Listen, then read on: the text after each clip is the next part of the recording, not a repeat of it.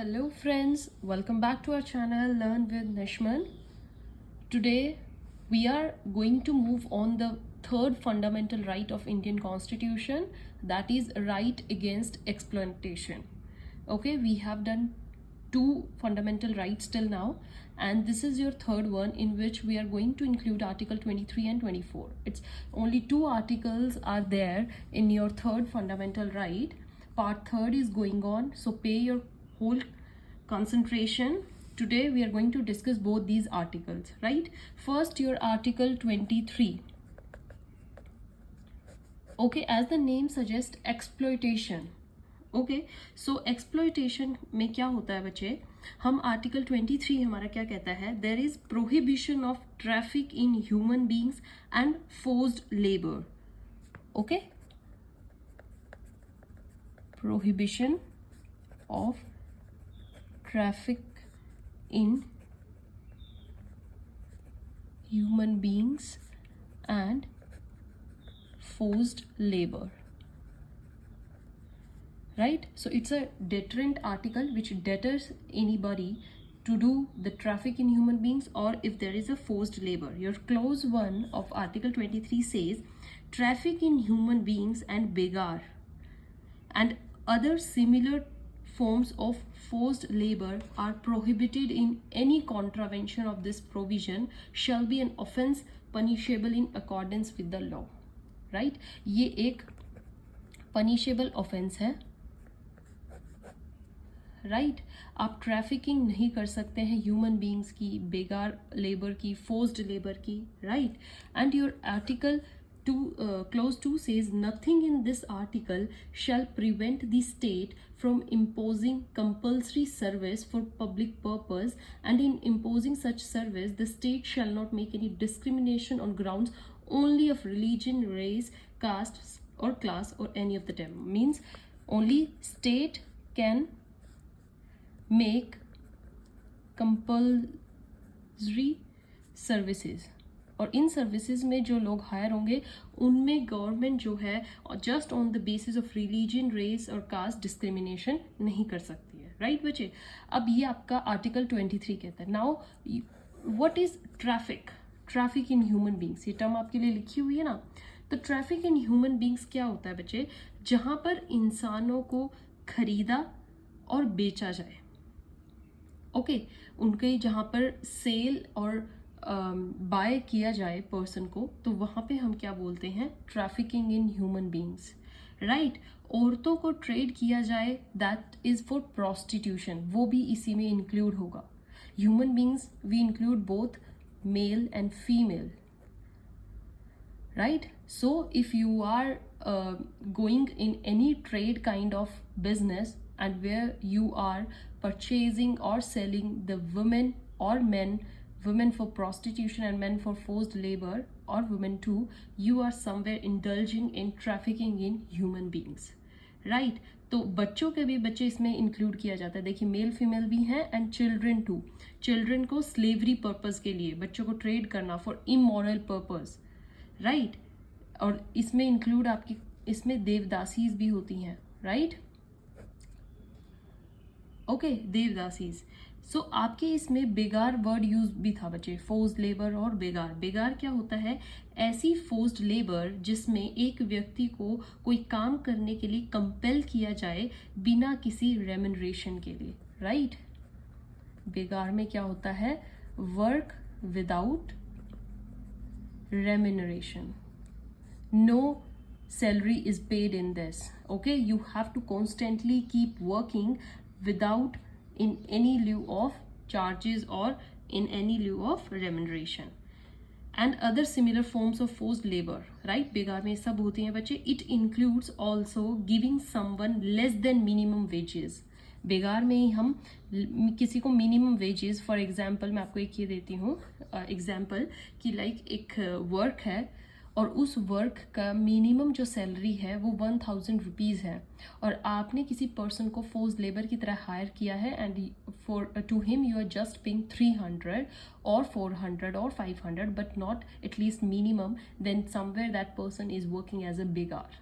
Okay, right किसी जो व्यक्ति से बिना उसकी विल से या इच्छा के अगेंस्ट उससे काम लिया जा रहा हो, it also prohibited, right, through force, coercion etcetera you can not hire any person, right, no person can be hired through force or coercion, right?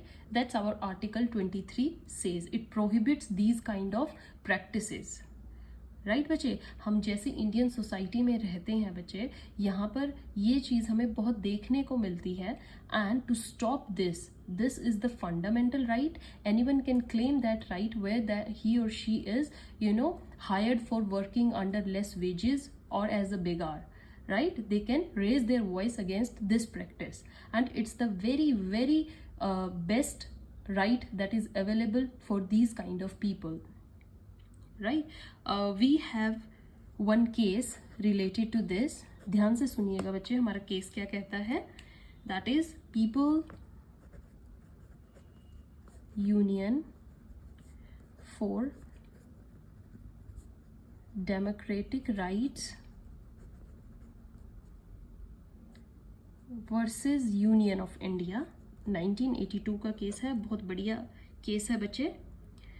तो इसमें जस्टिस भागवती की वर्डिंग्स क्या थी, हमारे जस्टिस भागवती ने इसको हेल्ड किया था, और इस केस में क्या बोला गया था, इकोनॉमिकली किसी को फोर्स करना, राइट, इस प्रोविजन के कॉन्ट्रावेंशन में काम करना अपराध है, राइट। इसीलिए पार्लियामेंट ने अंडर आर्टिकल 35, आप जब आर्टिकल हम 35 पे आएंगे तब भी देखेंगे, where parliament is empowered to make any law for punishing that kind of work which is against article 23, right. Justice Bhagwati ने साफ साफ बोला कि ऐसा कोई भी काम जो इसके कॉन्ट्रावेंशन में होगा, दैट इज अ ऑफेंस, अपराध है। All right, so this what your article 23 says. Article 23 की बच्चे जो प्रोटेक्शन है, that is available against state as well as against private citizens. Okay, आप स्टेट के अगेंस्ट भी अपना राइट क्लेम कर सकते हैं, as well as private citizens के अगेंस्ट भी कर सकते हैं। ऑल राइट, सो आर्टिकल 23 की protection is available to both citizens and non citizen, remember that, right? It's not only just for citizens as well as non-citizens भी ये कर सकते हैं, because at last all are human being, and if you are not a citizen, just mere not being a citizen, ये आपको लोग exploit नहीं करेंगे।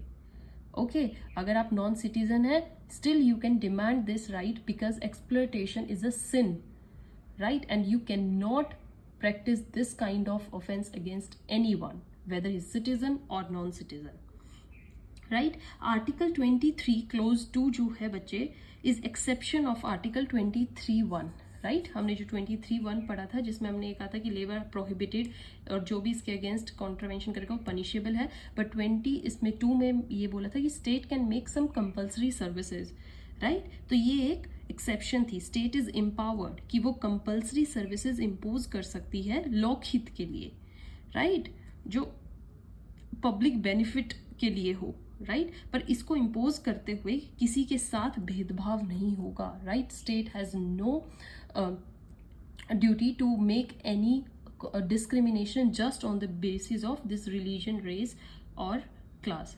It shall not make any such discrimination. Okay, so article 23 आपको अच्छे से समझ आया होगा बच्चे, बहुत important है हमारे कॉन्स्टिट्यूशन में, and for upliftment for the weaker section of our society. Now moving to article 24. What your article 24 says is prohibition of employment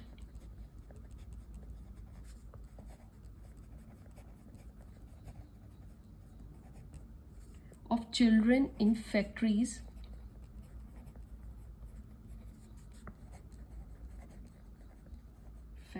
etc. Right बच्चे?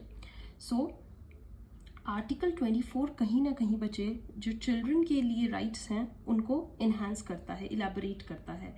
ये हमारा आर्टिकल क्या कहता है, any child less than 14 years of age, right बच्चे, वो किसी भी फैक्ट्री या माइन, तो आपने मेन चीज क्या देखी है, लेस देन 14 ईयर्स, राइट, किसी फैक्ट्री या माइन या हजार्डस नेचर इंडस्ट्री में काम के लिए एम्प्लॉय नहीं किया जाएगा, right.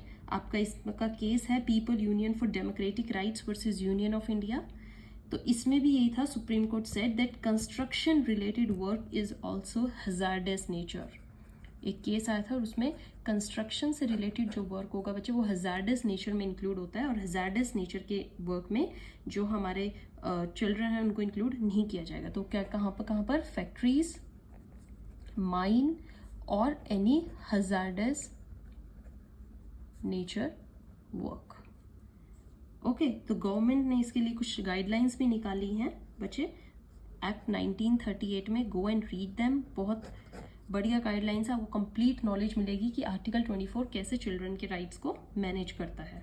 Okay, this article forbids the employment of children below the age of 14 in any hazardous industries or factories or mines without exception.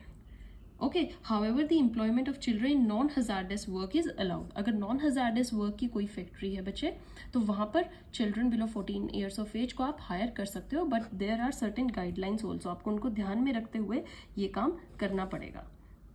All right, so there are even certain laws that were passed in pursuance of article 24 in India। बच्चों के लिए 24 को consider करके बच्चे कुछ laws पास किए गए हैं, जैसे हमारा एक आता है factories act, the factories act 1948, और इसमें चिल्ड्रन के लिए क्या प्रोविजन रखा है, this was the first act passed after independence to set the minimum age limit for the employment of children in the factories, right. इसको ध्यान में रख के ही फर्स्ट एज, मतलब फर्स्ट एक्ट बनाया गया जिसको एज कंसीडर की गई बच्चे की, right. So in 1954 this act was amended to provide that children below the age of 17 could not be employed at night, right. Night की शिफ्ट में 17 साल से नीचे के जो बच्चे होंगे उनको एम्प्लॉय नहीं किया जाएगा। सिमिलरली माइंस एक्ट आया बच्चे हमारा, आप ये लिख के आएंगे तो अच्छा इंप्रेशन पड़ता है बच्चे, माइंस एक्ट 1952 का। ओके, और इसमें क्या था, the act prohibits the employment of people under the age of 18 years in mines. Mines में 18 ईयर्स की वो दी गई थी, हाँ, मतलब कंपल्शन हटाई गई थी। Child labour prohibition and regulation act आया बच्चे, स्पेशल चिल्ड्रन को कंसीडर करके child labour act 1986।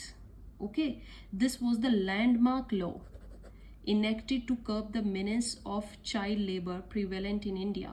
It described where and how children could be employed and where and how these was forbidden. Right? This act designates a child as a person who has not completed his or her 14th year of age. Okay, और ऐसी 13 occupations बताई गई बच्चे जहाँ पे आप बच्चों को हायर नहीं कर सकते हैं। ओके, सो ऐसे ही हमारे कई सारे लॉज आए जो सिर्फ बच्चों के लिए थे और उनको कंसीडर करके चिल्ड्रन के लिए ये प्रोहिबिट किया गया कि उनको फैक्ट्रीज, माइंस और हजार्डस नेचर ऑफ वर्क में एम्प्लॉय नहीं किया जाएगा। So I hope you are now clear about article 23 and 24. These two articles came as a blessing for minority sector, for working sector, women who are employed to work as compulsion, right, against their wishes, and same for the children, who are burdened with their families' duties and they have to work without considering their age. So keep reading both the articles, and in next video we are coming with next fundamental right. Your third fundamental right is over, and it only contains these two articles. Okay, till then, goodbye. Keep studying, keep learning. Thank you.